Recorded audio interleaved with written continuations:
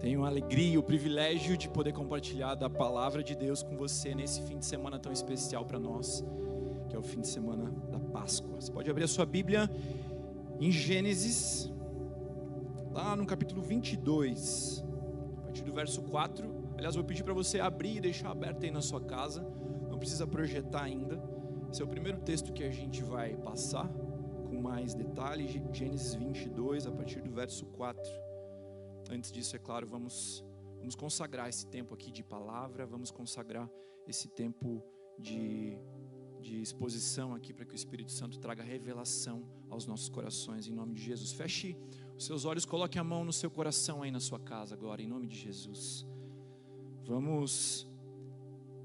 Clame agora para que a palavra de Deus, ela gere revelação, ela gere transformação na sua mente, ela gere transformação no seu coração. Clame agora para que a palavra de Deus te visite, para que o Jesus que é a palavra te visite aí agora na sua casa, pelo poder do Espírito Santo. Pai, em nome de Jesus, eis aqui a tua palavra, Pai, ela é a tua verdade. Nós queremos que o teu Espírito traga luz, Pai, a tudo aquilo que o Senhor já preparou e as coisas que o Senhor vai ainda trazer para que sejam ministradas nesta noite, em nome de Jesus.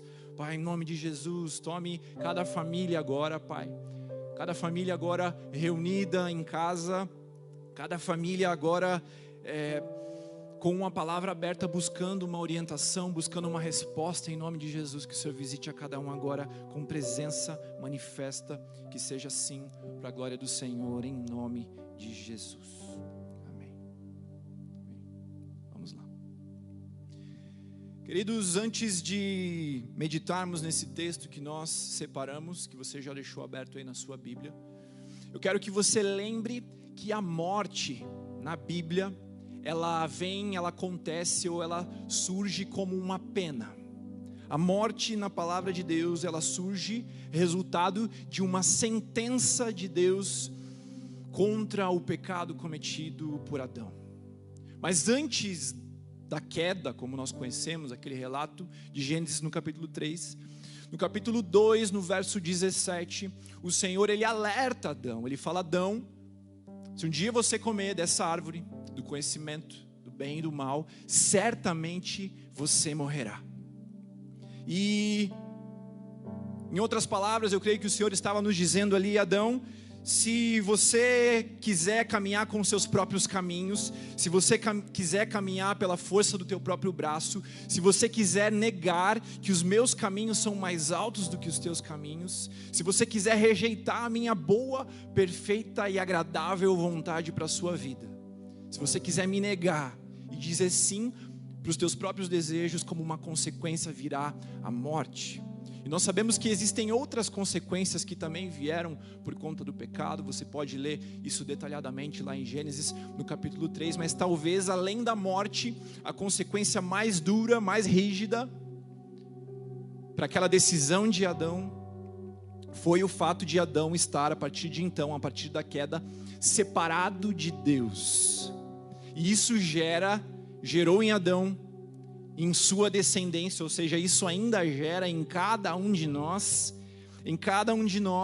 um vazio existencial, um buraco dentro do nosso ser, que nos faz clamar mais uma vez por essa comunhão com o nosso Criador. Um buraco no nosso ser que existe porque nós fomos projetados, nós somos obra-prima, somos feitura de Deus, é o que a palavra nos fala. Nós somos projetados para estarmos em intimidade, em comunhão, sem reservas, sem restrições diante da presença de Deus. E a partir do momento que saímos do jardim, que saímos dessa presença, existe esse vazio no coração de cada um de nós, seres humanos. E a partir de então, já no capítulo 4 de Gênesis, você vai ver que o ser humano, ele começa a usar o sacrifício como uma ferramenta, primeiro para satisfazer a justiça de Deus contra o seu próprio pecado, mas ele começa a usar também o sacrifício como uma ferramenta para tentar mais uma vez alcançar favor diante de Deus. Então, de um lado, a misericórdia, tentando se livrar de uma sentença, E do outro lado, buscando graça, buscando favor, buscando a bondade de Deus por aquilo que os seus próprios braços poderiam oferecer ao Pai. E ainda dentro de todo esse conceito, talvez você tenha um pouco de dificuldade em entender a justiça de Deus, e entender a ira do Senhor contra o pecado. Mas eu quero que você se lembre que os atributos de Deus, eles são as qualidades do Pai que não se separam e que não se anulam. Portanto, nós cremos sim que é possível um Deus ser perfeitamente amoroso, perfeitamente bondoso, gracioso, fiel, misericordioso e ao mesmo tempo ser um Deus perfeitamente justo. E diante da sua justiça, diante da sentença que ele estabeleceu, como nós falamos, a partir do capítulo 4, o homem, ele passa a sacrificar coisas ao Senhor, buscando mais uma vez se reaproximar de Deus e buscando afastar a sua ira contra o pecado. É interessante ver essa ordem, porque nós podemos concluir que o sacrifício, ou aquilo que nós oferecemos com as nossas próprias mãos a Deus, para alcançar a justiça diante do Pai, ele na verdade é um band-aid para um problema muito maior. Ele não resolve o problema por inteiro. Ele é uma solução que a gente poderia chamar uma solução paliativa para um problema que continua existindo e que continua existindo até os dias de hoje. Portanto, nessa introdução eu quero que você grave que o sacrifício ele vem dessa demanda do homem pela reconexão. E a essência que resume essa dívida do homem, a essência que resume o papel que o sacrifício passa a ter na vida do ser humano desde a queda, desde o capítulo seguinte à queda, desde Gênesis no capítulo 4, eu creio que a gente poderia resumir isso em uma pergunta, que aí sim você vai encontrar na sua Bíblia, em Gênesis, no capítulo 22, a partir do verso 4. Vamos ler juntos esse trecho. A gente vai encontrar uma pergunta aqui, que resume todo esse dilema que eu acabei de descrever.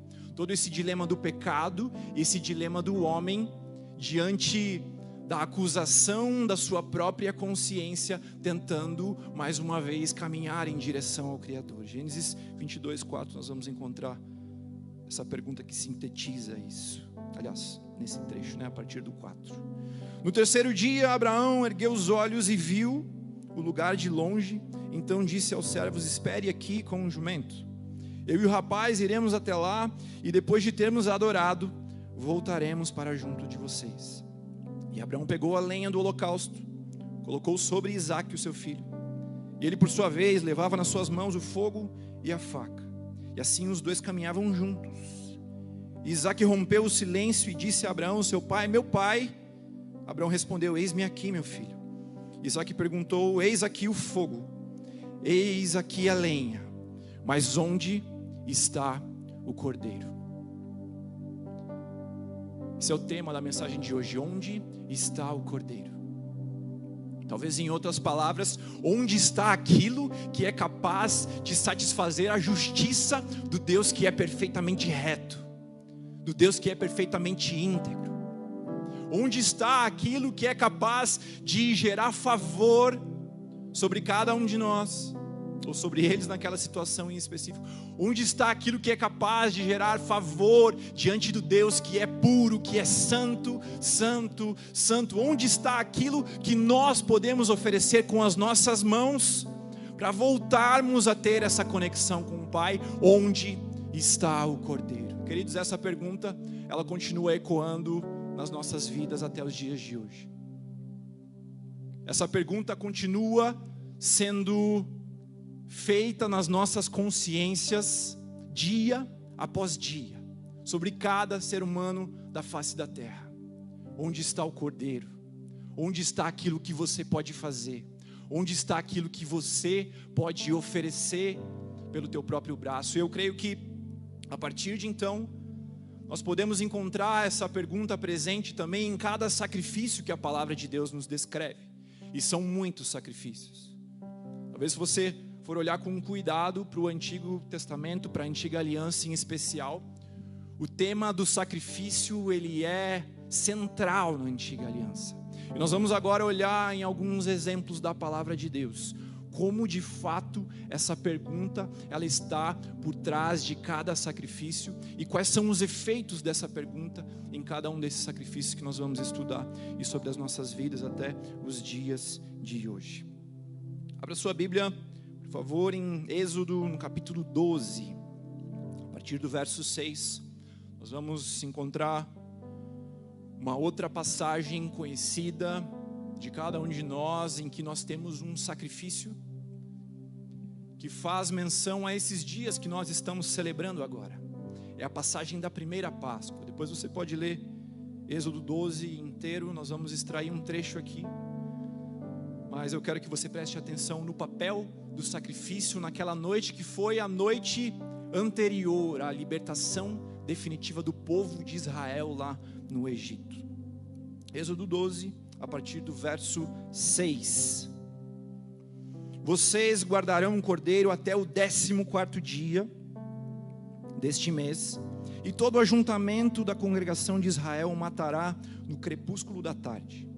Pegarão um pouco do sangue e o passarão nas 2 ombreiras e na viga superior da porta, nas casas em que comerem. Verso 8. Naquela noite comerão a carne assada no fogo, os pães sem fermento e as ervas amargas.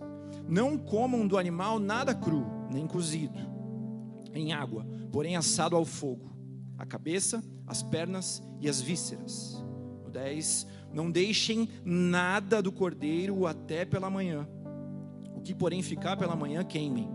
É assim que vocês devem comê-lo, já prontos para viajar, com as sandálias nos pés e o cajado na mão. Comam depressa, é a Páscoa do Senhor, verso 12, porque naquela noite passarei pela terra do Egito e matarei na terra do Egito todos os primogênitos, tanto das pessoas como dos animais. Eu executarei juízo sobre todos os deuses do Egito. Eu sou o Senhor. Aqui nós vemos a ira de Deus contra o coração endurecido do povo do Egito. Nós vemos a justiça de Deus prestes a se manifestar de forma dura contra o povo do Egito, que havia escravizado o povo de Israel por tantos anos. Nós sabemos que antes disso vieram 9 pragas. O que o Senhor está descrevendo aqui é a 10ª praga, que seria a morte de cada primogênito das famílias e dos animais. E nós sabemos que esta praga, ela iria visitar apenas aquelas casas que não tivessem o sangue aspergido nas suas batentes, nos seus umbrais.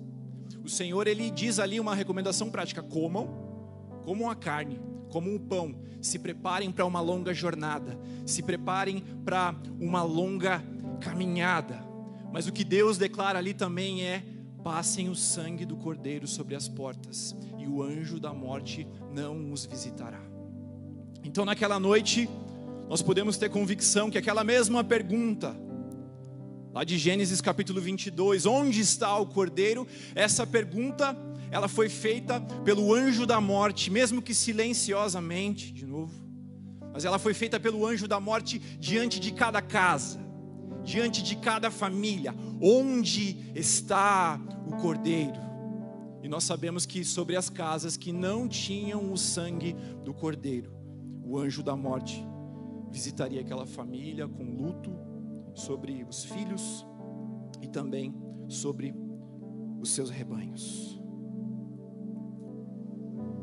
E por fim, nessa análise aqui dos sacrifícios, a gente já vai aplicar tudo isso nas nossas vidas.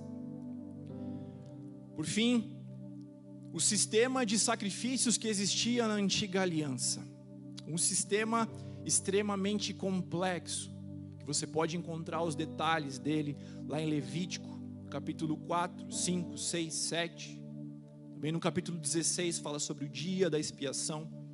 Êxodo capítulo 29 também fala um pouco sobre esse sistema de sacrifícios, e grave algumas coisas básicas aqui sobre esse sistema.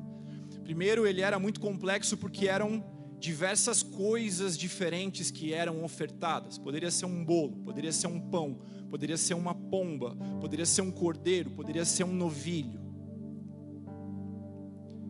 Então ele é complexo pelo que era sacrificado, ele é complexo pela frequência com que as coisas deveriam ser sacrificadas. Algumas coisas seriam sacrificadas diariamente, outras coisas seriam sacrificadas uma vez por ano. Então ele era complexo até na frequência dos sacrifícios, vários motivos diferentes que deveriam levar o povo a sacrificar coisas ao Senhor, desde sacrifícios de adoração, como nós vimos lá no começo, buscando o favor, buscando a graça de Deus, mas também os sacrifícios pela expiação, ou seja, buscando mais uma vez, pelas próprias mãos, encontrar perdão pelos pecados, se fazer justos diante de um Deus que é perfeitamente justo. Agora, de todos esses sacrifícios, eu quero que você dê um foco naquele que é descrito lá em Levítico, no capítulo 5, que é o sacrifício pelos pecados. O sacrifício pelos pecados, ele envolvia um cordeiro que seria queimado num holocausto, e mais alguns outros animais, esse sacrifício também envolvia. Ele era o sacrifício que tinha a ver com os pecados que rompiam alguma lei da Torá do Senhor, alguma lei que havia sido estabelecida ali sobre aquele povo, e esse sacrifício era prestado diariamente. Agora imagine comigo alguém que ia até o sacerdote fazer uma oferta a Deus por um pecado que cometeu. Agora pense essa pessoa voltando para casa no mesmo dia em que ofereceu um sacrifício. Se ela cometesse um outro pecado, ela estaria em débito, em dívida novamente com o Criador, que é perfeitamente justo, que é perfeitamente íntegro. Então mesmo se ela tivesse acabado de oferecer um sacrifício, se ao voltar para casa, ela encostasse em alguém, por exemplo, cerimonialmente impuro, mais uma vez, aquela pergunta acusaria a sua consciência: onde está o cordeiro? E talvez ela pudesse olhar, mas eu já fiz o sacrifício, eu acabei de fazer. Não, agora é outro pecado, agora é outra exigência. Você precisa voltar lá e cumprir uma outra obrigação. Onde está o cordeiro? Você está em dívida de novo, você está em débito mais uma vez com o Senhor. E eu creio que aquele sistema tão complexo, na verdade, ele era uma forma do Senhor mostrar para aquele povo e mostrar para mim e para você que pelas nossas próprias forças era impossível que se cumprisse tudo aquilo que foi escrito em Levítico, nesses capítulos que eu destaquei, lá em Êxodo 29, era impossível que uma pessoa cumprisse plenamente aquilo que estava descrito ali. Por mais que tentasse, em um momento ou outro, voltaria a pergunta, voltaria a acusação na sua consciência: onde está o cordeiro? Você está em débito mais uma vez. E eu creio que isso nos mostra uma tentativa que não tem fim. Fazendo um parênteses aqui, um pouco mais leve, alguns meses atrás, aliás, algumas semanas atrás, eu e minha família, a gente teve a alegria de passar alguns dias na praia. Eu, Melina, Betina e mais algumas pessoas da nossa família estiveram ali também. E quando você tem filho, você volta a ser criança. Quando você tem filho, você volta a brincar de coisas que você brincava anos atrás. Então, a gente ali com um baldinho, né, com a pazinha, preparados para brincar, para entreter a Betina, o meu sobrinho, pelas horas que a gente quisesse ficar ali na praia. Fizemos parte ali das brincadeiras, tivemos um tempo gostoso, e um dos dias a gente levou uma piscininha para ficar embaixo do guarda-sol, para que eles pudessem brincar ali. Agora a pergunta não é onde está o cordeiro, mas é quem vai encher a piscininha. E aí a gente pegou, óbvio, tinha lá 2 baldinhos, a gente pegou aquele baldinho e começou. E vai uma vez, vai 2, vai 3, de repente você olha, parece que não encheu nada, parece que esvaziou. Vai 3, vai 4, vai 5, você vai ficando cansado, mas de repente você olha, acho que tá bom, acho que essa piscininha aqui tá cheia, mesmo cansado. Mas o que o Senhor me levou a pensar é que as tentativas do povo de alcançar a justiça pelas suas próprias forças, as tentativas que eles faziam e que muitas vezes nós ainda fazemos, tem a ver com a gente tentar esvaziar o mar com um baldinho de areia. Você pode ficar cansado, você pode olhar para o fruto ali do teu trabalho, talvez para aquilo que você está enchendo e ver, olha, parece que está enchendo, mas quando você olha para o que está do outro lado, você sabe que vai ser impossível você conseguir esvaziar o mar com um baldinho de areia. Era mais ou menos esse o sentimento que tomava conta daquele povo, quando tentava dia após dia, ano após ano, satisfazer a justiça do Deus totalmente santo com as suas próprias mãos. Era impossível. A dívida continuava, o débito, ele continuava. E aplicando isso para as nossas vidas, voltando a Gênesis 2, fica claro, creio que você já percebeu isso, cada um de nós devemos algo para Deus. Não adianta. A natureza do pecado que veio para o ser humano por meio de Adão, ela continua a ser passada à sua descendência. Não é uma opção para nós. Essa natureza, ela está dentro de nós. Por isso nós temos um débito com o Senhor. E a pergunta onde está o Cordeiro resume o nosso sentimento de incapacidade, que toma conta do coração de cada um de nós. Milhões de pessoas ainda continuam tentando se relacionar com as suas divindades. Se você for olhar ao longo de vários lugares pelo mundo, você vai encontrar pessoas buscando o favor dos seus deuses, entre aspas, oferecendo coisas. E isso também muitas vezes é presente no dia a dia dos cristãos, da igreja do Senhor. Muitas vezes imaginamos que as nossas ofertas gordas, que o nosso histórico de dizimista fiel, nós imaginamos que o nosso voluntariado nas áreas do culto, no louvor, na transmissão ao vivo, na recepção, muitas vezes nós imaginamos que as nossas boas obras, elas são capazes de nos tornar mais justos diante de Deus. E quando nós evangelizamos nas ruas, como nós temos feito algumas vezes aí nesses últimos tempos, e quando nós perguntamos aqui no Brasil para as pessoas, onde você acha que você vai passar a vida eterna?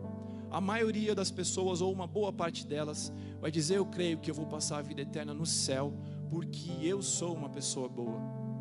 Ou eu creio que eu vou passar a vida eterna no céu, porque eu não sou uma pessoa má. Mas o que a palavra de Deus nos mostra, a verdade da palavra de Deus nos mostra que pelas nossas próprias forças é impossível. Por melhor que você imagine que você seja, por mais cheirosinho, mais limpinho que você imagine que você seja, nós temos um débito com Deus que os nossos braços não são capazes de pagar. A pergunta continua a ser feita, a pergunta continua a ser feita, onde está o Cordeiro? Você continua em dívida, você continua em débito. E essa pergunta pode nos levar a viver uma vida de opressão na nossa relação com Deus. É exatamente assim que o povo se relacionava com Ele lá atrás. Era uma relação de peso, era uma relação de obrigações, era uma relação que, no fundo, o adorador tinha consciência que ele jamais seria capaz de satisfazer as demandas do Deus sendo adorado. E muitas vezes nós carregamos isso para o nosso relacionamento com Deus ainda nos dias de hoje. Muitas vezes nós ainda vivemos momentos dessa forma, momentos sobrecarregados, momentos em que estamos cansados, imaginando que os nossos braços são capazes de encontrar justiça diante de Deus. E talvez você se pergunte, mas existe alguém no mundo que seja capaz de satisfazer essas demandas? Existe alguém no mundo que tem uma resposta satisfatória, que tenha uma resposta íntegra diante dessa pergunta: onde está o Cordeiro? Tem algum ser humano na face da terra que consegue alcançar a justiça diante de Deus pelas suas próprias forças? Eu creio que a resposta está na própria palavra de Deus. Quando nós olhamos para a vida do apóstolo Paulo, que lá em Filipenses, no capítulo 3, apresenta todas as suas credenciais aos olhos dos homens, aos olhos dos religiosos. Ele declara: eu fui circuncidado no 8º dia, eu sou da linhagem do povo de Israel, eu sou da tribo de Benjamim, eu sou hebreu de hebreus. Quanto à lei, eu era do melhor partido, eu era um fariseu. Quanto ao zelo que há na lei, quando eu não conhecia Jesus, eu era um perseguidor da igreja. Quanto à justiça que há na lei, o apóstolo Paulo se apresenta como alguém irrepreensível. Ou seja, ele tinha todas as credenciais para bater no peito e dizer: eu consigo responder a essa pergunta: onde está o Cordeiro? Mas o que nós vemos nos primeiros capítulos de Romanos, quando o apóstolo Paulo está expondo sobre o pecado e sobre os efeitos do pecado na sua vida, na minha vida, o apóstolo Paulo, ele olha para si mesmo e fala: tem coisas que eu quero fazer e não consigo, tem coisas que eu não quero fazer e acabo fazendo. Quando ele é confrontado com a realidade do pecado que habita dentro dele, e quando ele, talvez no seu inconsciente, ouve essa pergunta: onde está o Cordeiro? Eu creio que ali, no final do capítulo 7, ele cai de joelhos e declara: quem é capaz de me separar do corpo dessa morte? Quem é capaz de me separar desta sentença? Eu sozinho não consigo. Talvez um dos homens mais admirados por mim e por você hoje, olhando para a história da igreja, olhando para a história da humanidade, um dos maiores líderes, um dos maiores influenciadores, aquele que escreveu mais da metade dos livros do Novo Testamento, ele cai de joelhos diante da sua dívida com Deus e declara: quem é capaz de me separar do corpo dessa morte? Ou seja, olhando para a minha vida e olhando para a sua vida, só nos resta uma conclusão: nós precisamos de um Salvador. Nós precisamos de alguém que faça essa oferta no nosso lugar.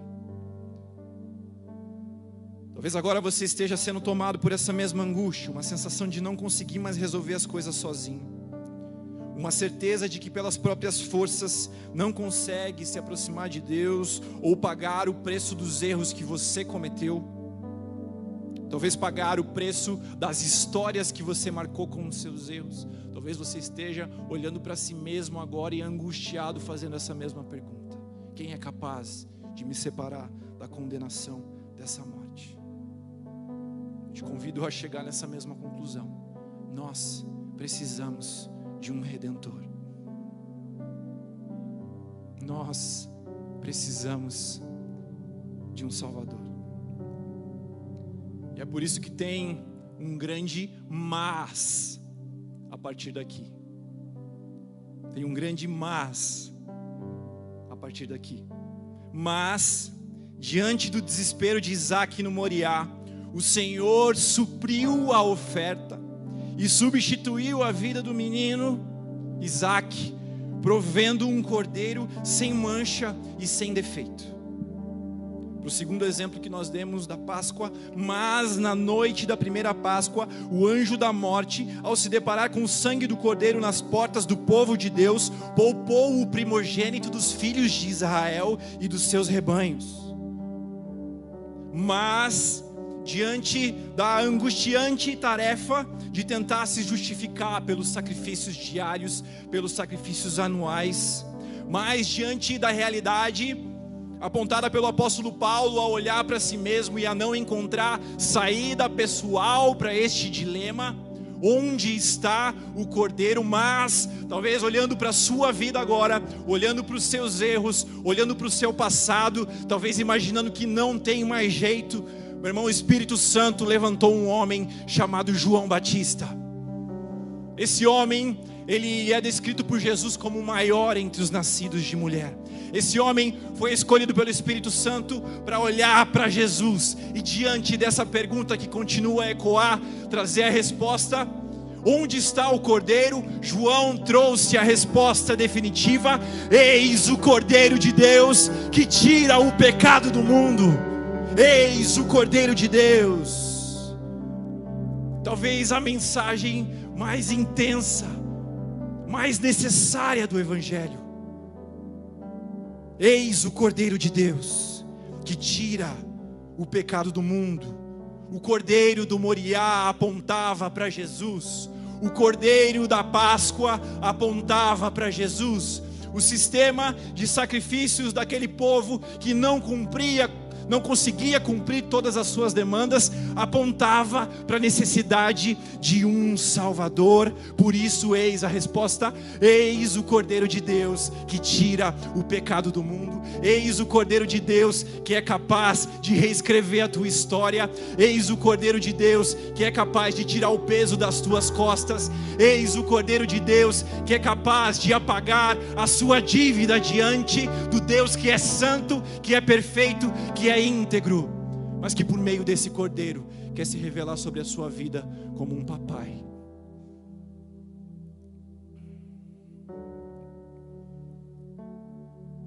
Isaías profetizou no capítulo 53, verso 7: ele foi oprimido e humilhado, mas não abriu a boca.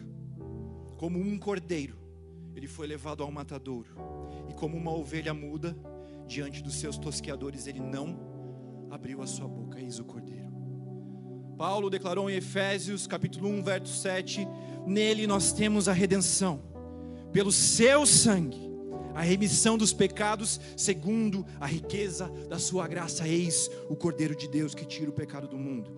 O autor de Hebreus declarou no capítulo 9, verso 28: assim também Cristo, tendo se oferecido uma vez por todas para tirar o pecado de muitos, aparecerá uma segunda vez, não para tirar os pecados, mas para salvar aqueles que esperam por Ele. Eis o Cordeiro de Deus que tira o pecado do mundo. O apóstolo Pedro escreveu na sua primeira carta, capítulo 3, verso 18: pois também Cristo padeceu uma única vez pelos pecados, o justo pelos injustos, para conduzir vocês a Deus, mortos sim na carne, mas vivificado pelo Espírito.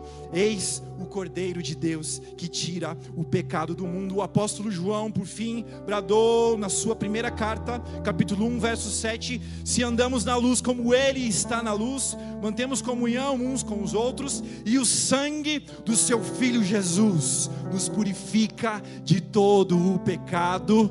Eis o Cordeiro de Deus que tira o pecado do mundo. A lei se curva diante dele, os profetas se curvam diante dele, os apóstolos se curvam diante dele, os anjos se curvam diante dele, os demônios se curvam diante dele, a sua igreja se curva diante dele. Todos os povos um dia se prostrarão diante desta verdade. Eis o Cordeiro de Deus que tira o pecado do mundo.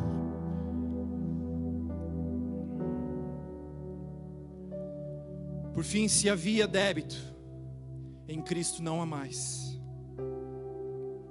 Lá em Colossenses 2,14, nós vemos que Jesus, Ele cancelou o escrito da dívida que era contra nós, e que constava de ordenanças, qual era prejudicial, removeu-o inteiramente, cravando-o na cruz. Então, se havia débito, não há mais.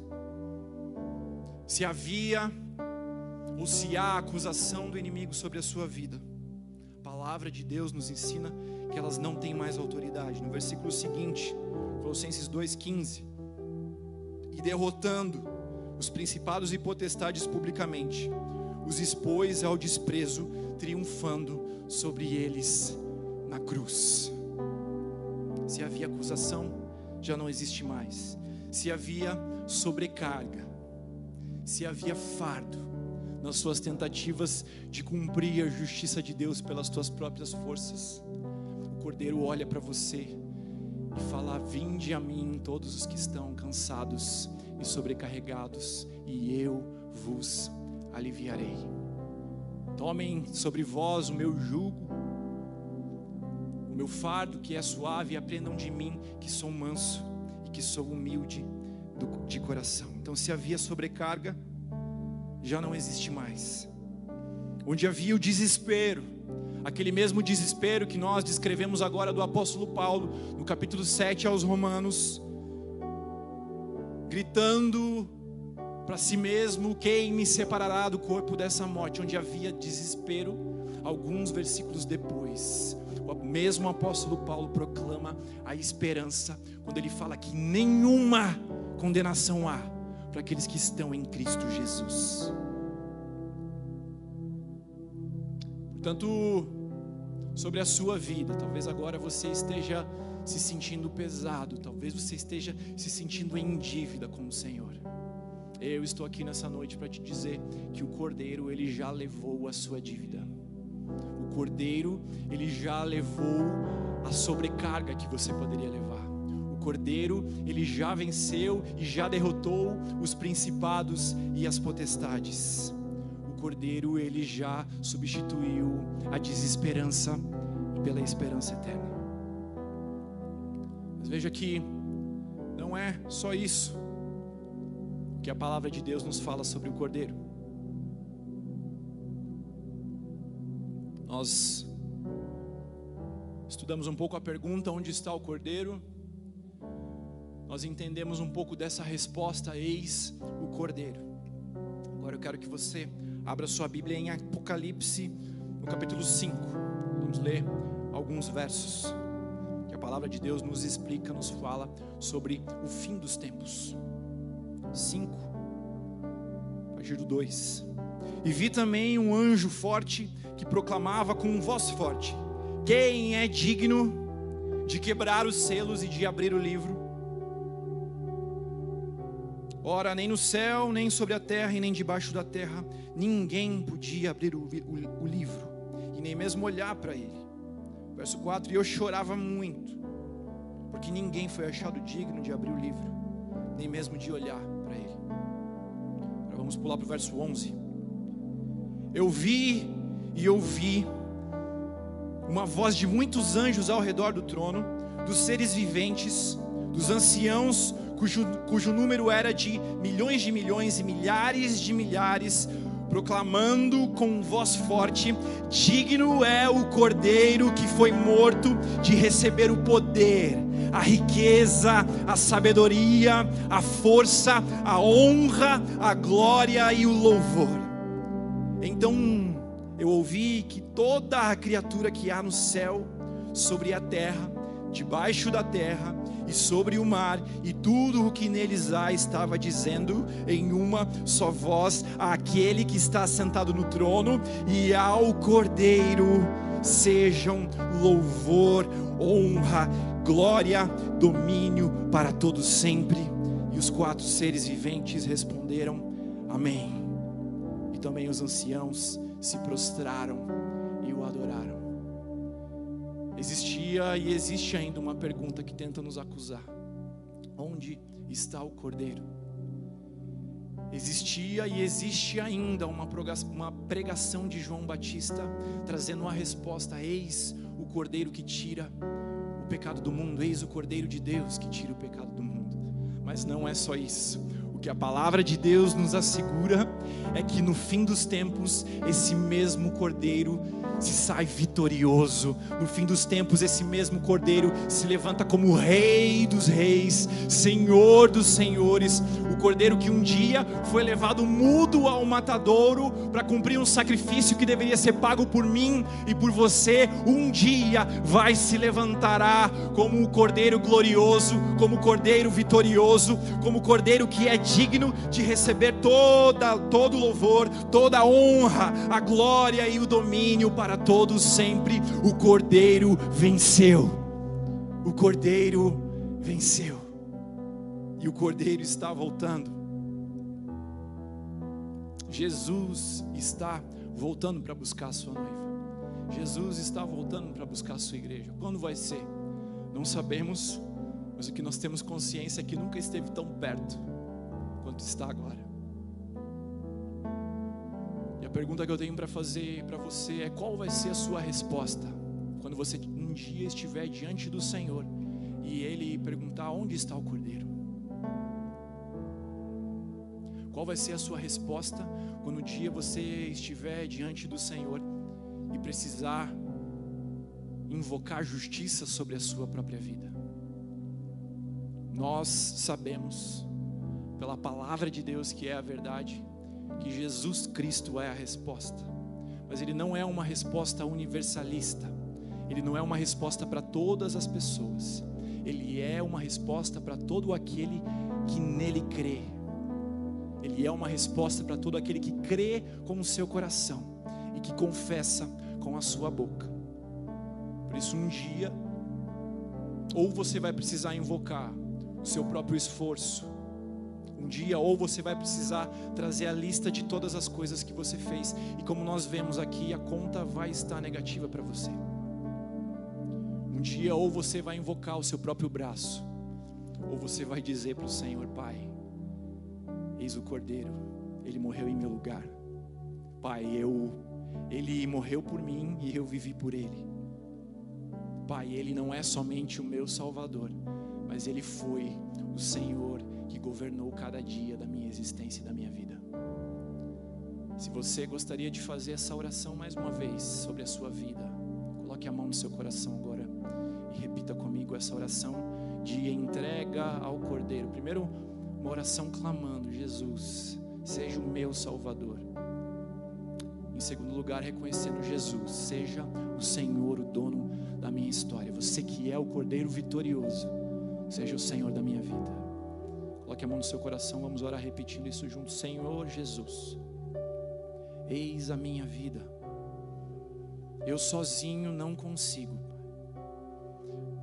pelo meu próprio braço eu não consigo suprir a tua justiça perfeita, suprir a tua ira santa contra o pecado que há em mim. Por isso eu reconheço nesta noite que eu preciso de um Salvador. Por isso eu invoco nessa noite o sangue do Cordeiro de Deus que tira o pecado do mundo. Por isso nessa noite os meus olhos contemplam a cruz, a ressurreição de Cristo, e clamam: Pai, Jesus é o meu Salvador.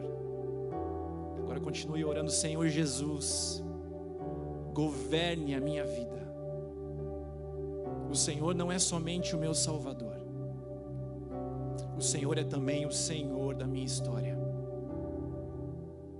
Assim como o Cordeiro que um dia vai se levantar, como o Cordeiro que venceu, eu declaro: o Senhor venceu. Eu declaro: eu me rendo. Governe a minha vida, governe a minha história, e que a minha vida, que cada momento da minha história sejam para a honra e glória desse Cordeiro que venceu a morte. Em nome de Jesus, em nome de Jesus. Querido, que o Senhor te abençoe, que Ele continue a ministrar essa palavra no seu coração nessa noite, nesse domingo de Páscoa, que é um dia tão especial para cada um de nós, um dia com tanto significado, um dia de tanta esperança. Que o Senhor continue a ministrar essa palavra ao seu coração, que de fato Ele seja a cada dia o Salvador da tua vida, e que de fato Ele seja também a cada dia aquele que venceu, aquele que governa, que é o Senhor da tua vida. Que Deus te abençoe em nome de Jesus, que você tenha aí uma boa noite, e que a presença do Espírito Santo seja contigo e com a tua família nesse tempo. Com isso, Senhor, nos despeça agora na tua paz, que o amor de Deus, o Pai, que a comunhão e as consolações do Espírito Santo e a graça do maravilhoso Jesus, do maravilhoso Cordeiro, sejam convosco, com vocês aqui, com você aí na sua casa e em toda a igreja espalhada pela face da terra, em nome de Jesus. Amém. Que Deus te abençoe.